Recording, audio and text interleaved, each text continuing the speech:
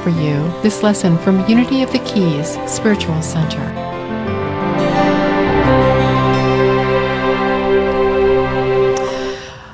Good morning, everyone.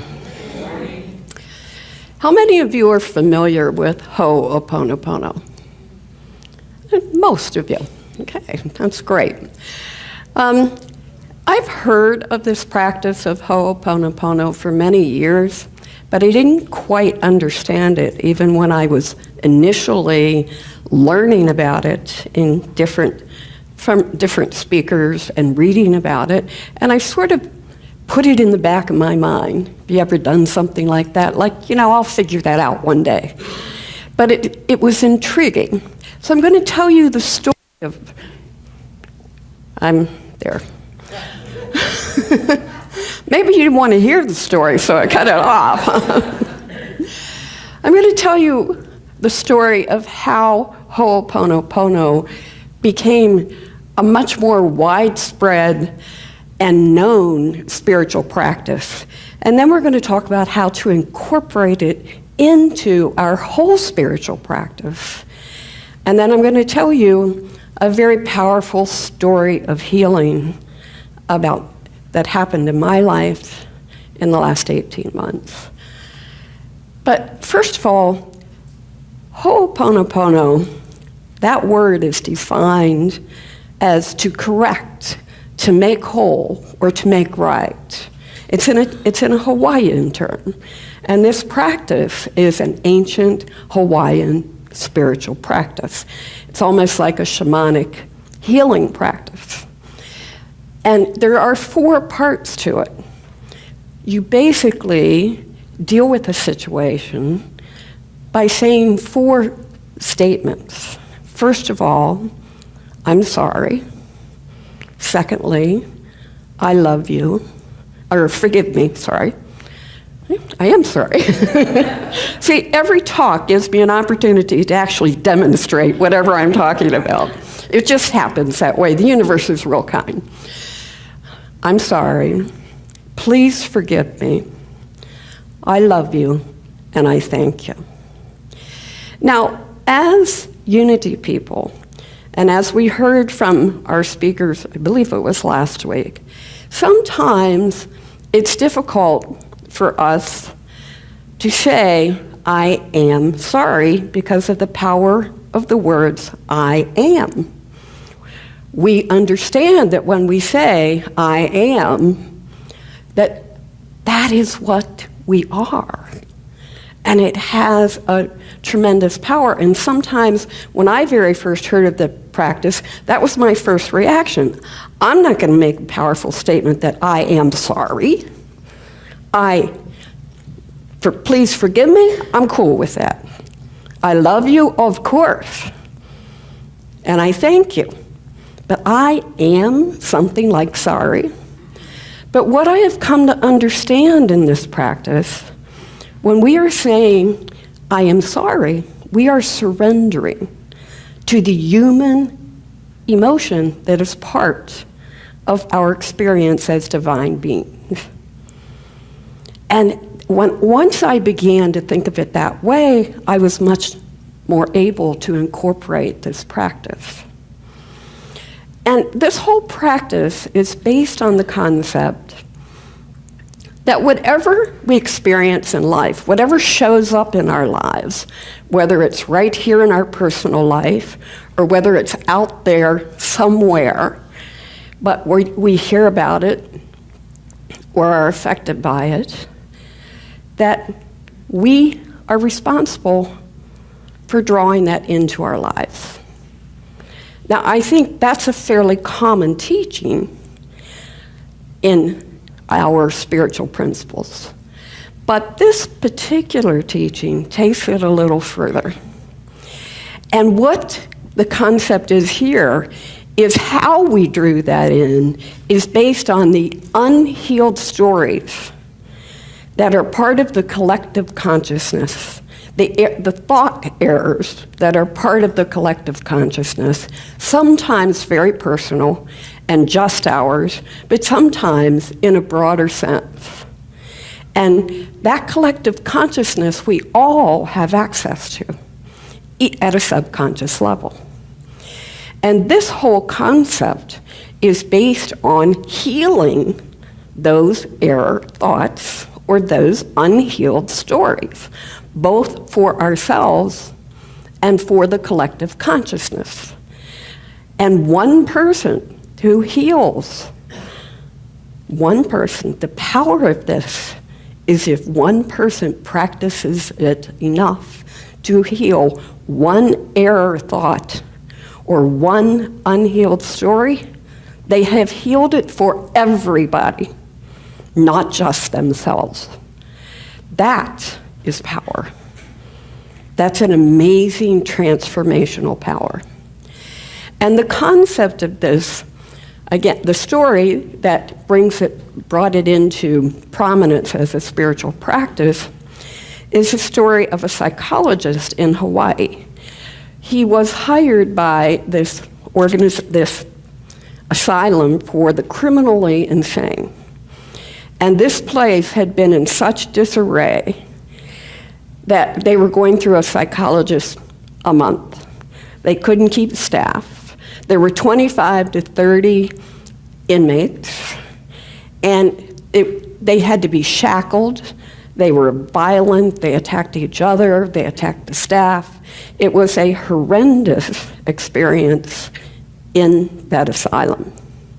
And it was very difficult to maintain staff. Well, he accepted the position.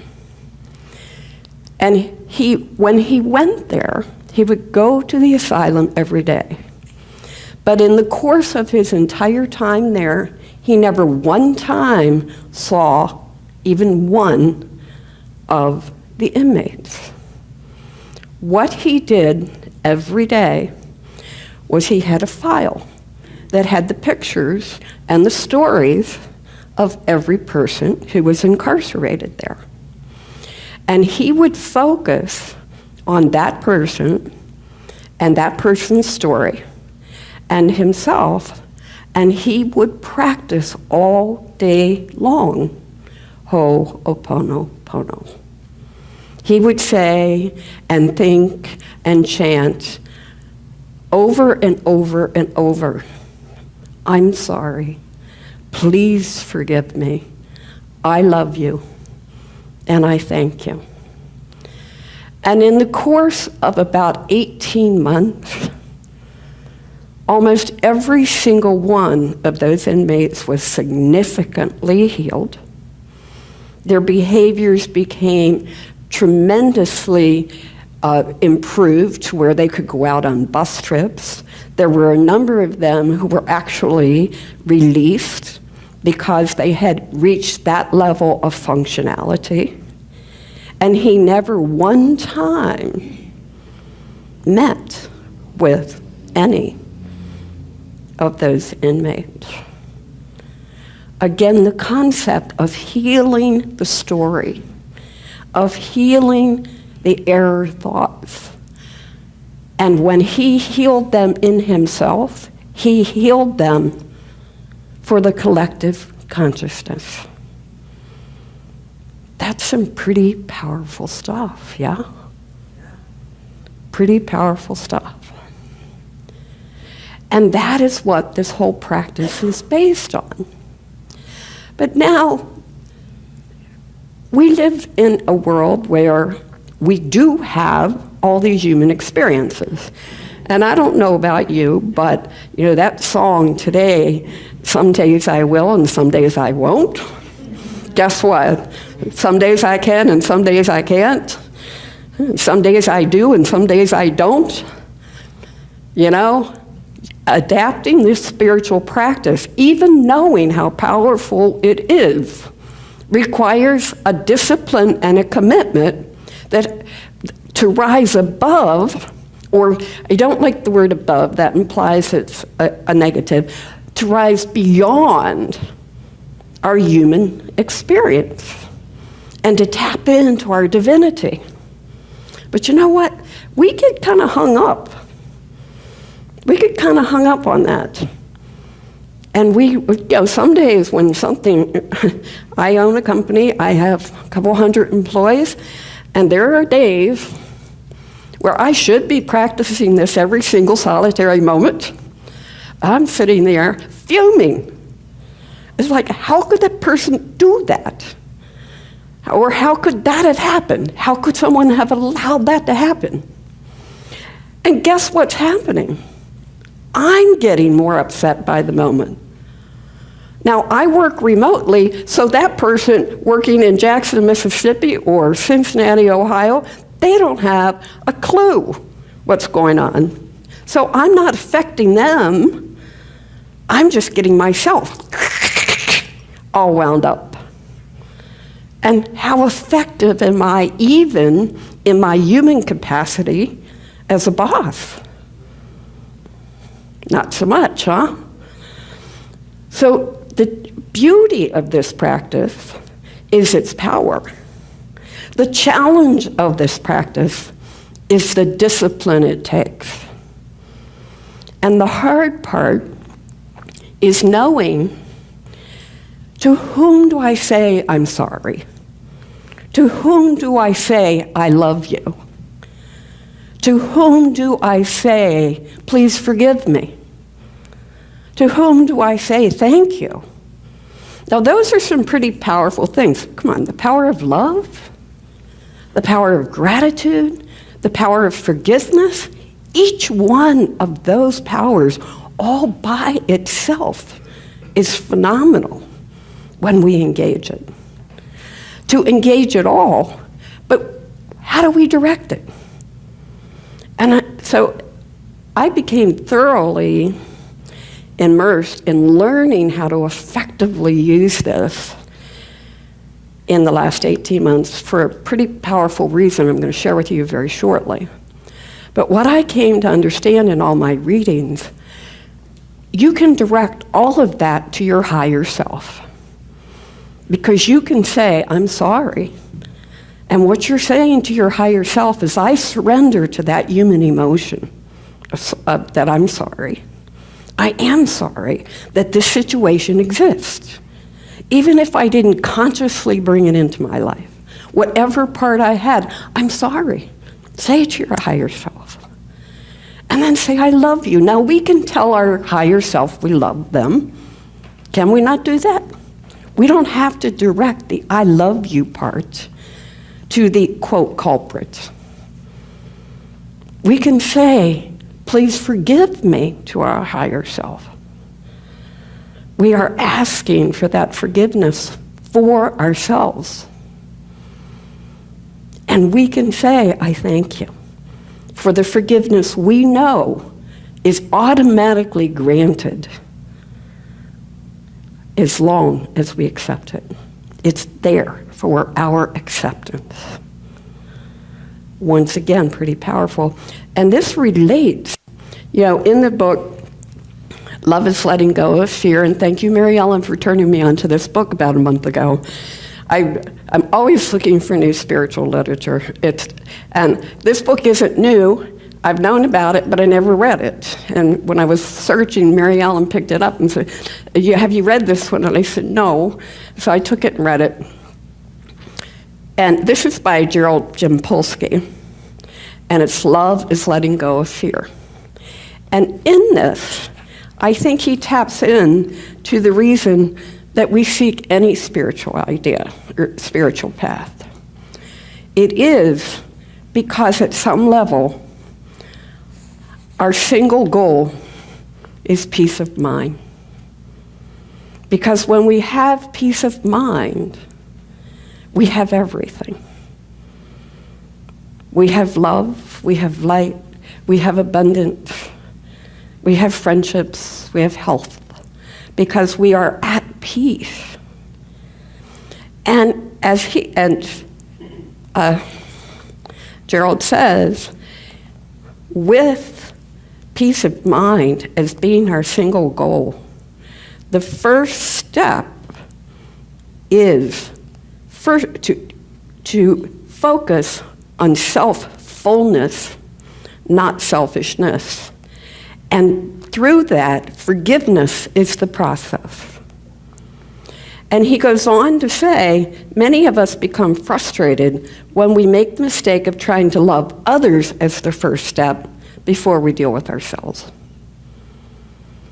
Because, like, when we're upset because someone's done somebody wrong, and that somebody they did wrong is me, when we're upset about that, we don't feel a whole lot of love towards that other person. And if we start out, okay, my practice says I gotta get this love down, if we start out, we can't get there from here. We have to start out with ourselves. We have to start right here in the center of our being. And then, if we forgive ourselves, if we love ourselves, we get our higher self. We engage our higher self in the practice of helping us reconnect with ourselves and helping us express our love to ourselves and our gratitude to ourselves. Then we can move on and deal with the situation. But we can't get here from there. We can't make that quantum leap to the other side when we're stuck in our anger and frustration. We have to heal ourselves first, at least around that issue, or start the process. And that really, when I read I was reading that whole chapter in here, and I thought, my God, that is the source so many times of my frustration, is I know, okay, I am really upset about something. Do I really let this person know how I'm upset about this, or do I try and find a space to come from love? But I can't come from love towards them until I'm living in love with me. That was the key to helping me really totally put the last few pieces of this practice together. And you can use it at the drop of a pin.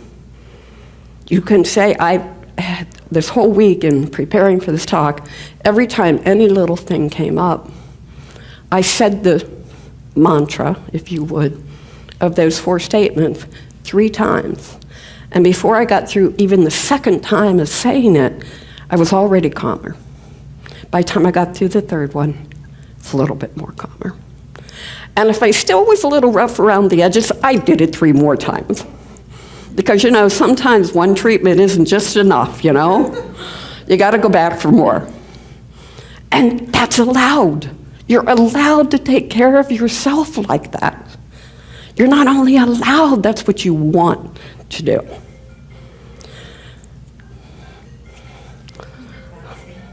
We love you.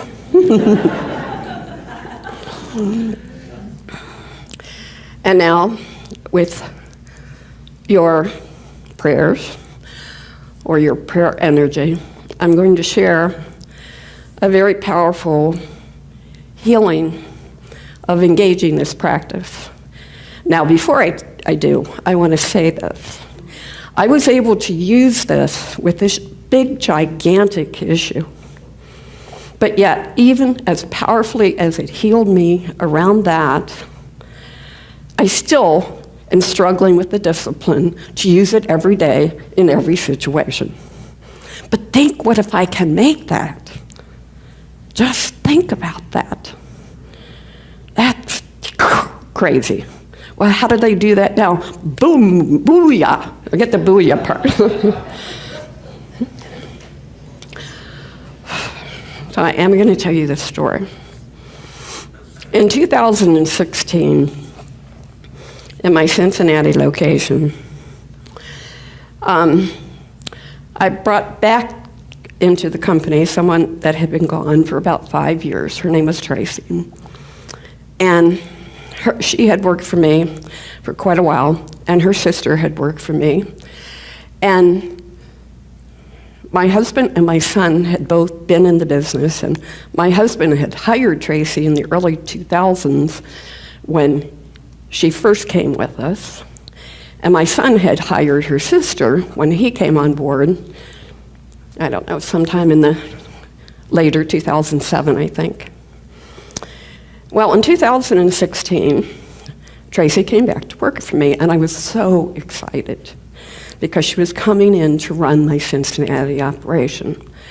And Tracy is this person of light and energy and very much into her spirituality.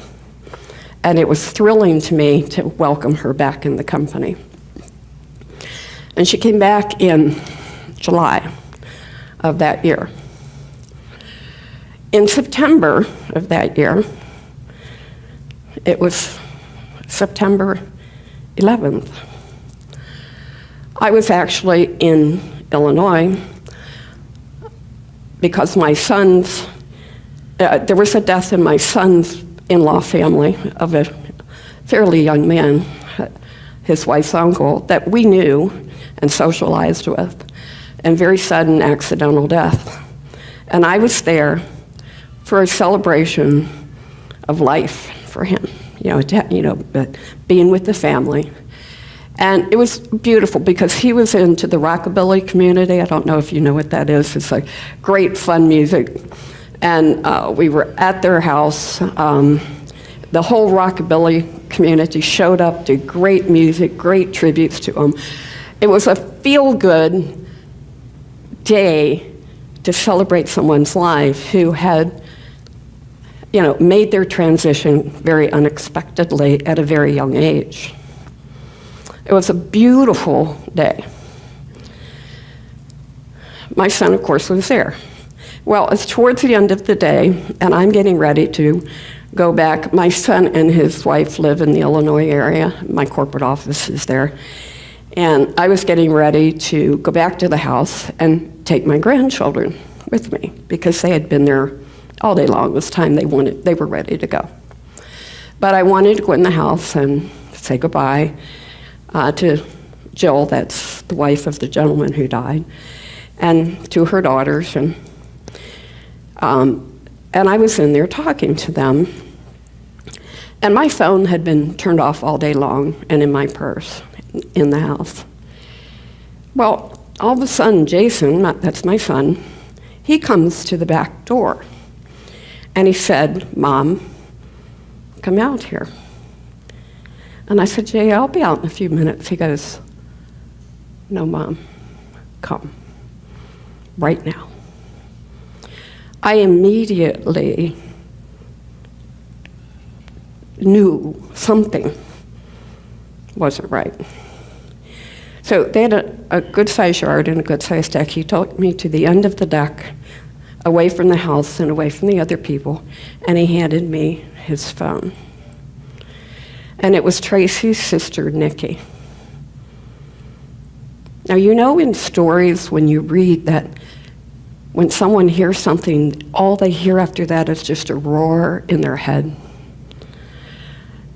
Nikki had to tell me that Tracy's ex-husband had just brutally murdered her and committed suicide himself just 2 hours before that. I could not do anything but scream. And I heard screaming, I didn't even know it was me. And for several months, I woke up every single night. I can't tell you how many times my husband sat there and held me for hours. It was impossible for me. And I was in Cleveland, I'm up there in the summer, and I was meeting with one of my Unity friends, and she had heard about this, and she could tell I still was not right. And she's the one who reminded me of oponopono. I began to practice it that very day. And it is the reason I can stand up here and tell you this story without totally dissembling. That's how powerful a healing process. I can even talk about and see her ex-husband as his actions, as Gerald Topolsky says, they're a desperate cry for love. They're born out of fear and anguish. I can actually see that. I can say that, and I can mean that. Impossible. I thought I could never, ever hear his name again. And I know her whole family. I know her dad and her sisters. I know her children. They were born when she, after she came to work for us. My husband and son obviously knew this was not just an employee. This was someone totally important in our lives. And I can now, I just talked to Nikki, Tracy's sister, the other day, and I taught her this practice. And she isn't even in, she isn't in Unity or anything else, but we were talking, we were laughing, and we were able to really laugh about Tracy and have great memories. We were talking about how great her kids are doing. This was just 2 weeks ago. Well, I can do that, and I can talk about Tracy and see her light. Because of oponopono. So I invite you to incorporate it in your spiritual practice, because it changed my life. And I have great plans for it to change my life even more. Thank you. Namaste.